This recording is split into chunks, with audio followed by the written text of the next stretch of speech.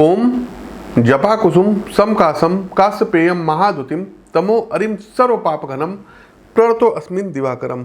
नमस्कार साथियों, 14 अप्रैल 2023 दोपहर 2:42 पर राजराजेश्वर भगवान सूर्य नारायण अब अपनी उच्च राशि मेष राशि में गोचर करने जा रहे हैं, जहां ये 15 मई तक इसी अवस्था में विराजमान रहेंगे।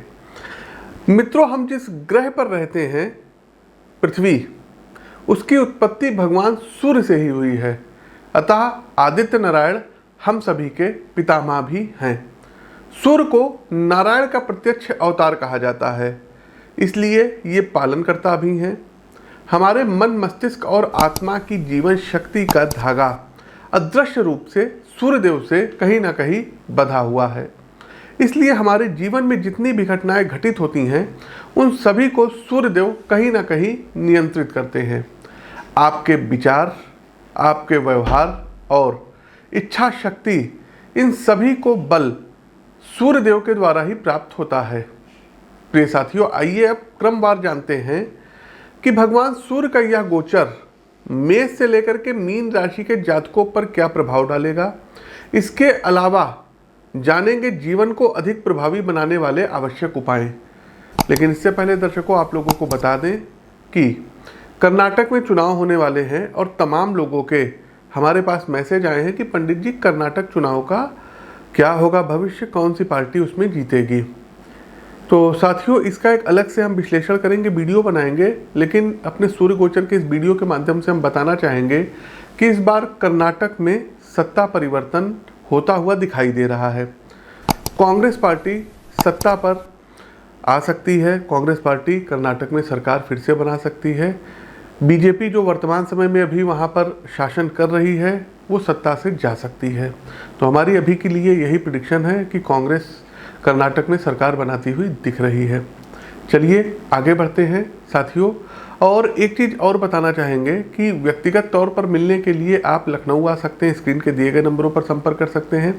दूसरा साथियों, टेलीफोन के माध्यम से कंसल्ट करने के लिए स्क्रीन के दिए गए नंबरों पर आप व्हाट्सएप पर मैसेज भेज सकते हैं।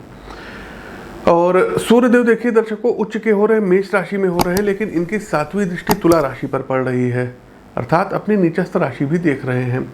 सभी उपायों को आवश्यक तरीके से आप लोग कर लीजिएगा। साथ ही साथ जन्म कुंडली का व्यक्तिगत तौर पर विश्लेषण अवश्य करवाइएगा। आगे बढ़ते हैं वृश्चिक राशि। देखिए, वृश्चिक राशि के प्रबुद्ध जातकों, वर्तमान और कुछ नहीं बल्कि अतीत में किए गए कर्मों का परिणाम है। इसलिए आपने अपने अतीत में जो भी एफर्ट अपने व्यावसायिक और एजुकेशन फील्ड में किए हैं, भगवान सूर्य के आशीर्वाद से उनकी सिद्धि का समय आ गया है। आप अपने कर्म के रास्ते पर एक कदम चलेंगे और आपका भाग्य आपकी ओर 1000 कदम चल करके आएगा। आप में सीखने की ललक और क्षमता तथा एकाग्रता का अभूतपूर्व रूप से विकास होगा। छठे भाव में सूर्यदेव गोचर कर रहे हैं, जिसका सीधा प्रभाव आपको अपने एग्जाम के रिजल्ट पर दिखाई पड़ेगा, क्योंकि छठा भाव कंपटीशन का भी भाव होता है। तो कंपटीशन क्रैक करेंगे, सरकारी नौकरी प्राप्त होने के योग हैं या प्राइवेट नौकरी भी आपको प्राप्त होगी। आपके व्यक्तित्व में आक्रामकता और गतिशीलता बढ़ेगी, इसलिए आप अपनी प्रोफेशनल फील्ड में आगे बढ़कर नेतृत्व करेंगे। जो लोग शासक हैं अथवा प्रशासक संबंधी पदों पर आसीन हैं, वो एक के बाद एक बड़े और परिवर्तनकारी फैसले लेंगे। चूँकि आपकी महत्वाकांक्षा का स्तर काफ़ी उच्च रहेगा, इसलिए इस बात की पूरी संभावना है कि परिवार में और विशेषकर दाम्पत्य जीवन में संघर्ष बढ़े। देखिए भाई, महत्वाकांक्षी होना अच्छा है, किंतु आवश्यकता से अधिक कुछ भी विनाश का कारण बनता है। अतः संयमी बनिएगा। दूसरे के दृष्टिकोण को समझना एक खूबी है, जो वृश्चिक राशि के जातकों में थोड़ी कम होती है, किंतु इस गोचर काल में आपको इसकी विशेष आवश्यकता होगी।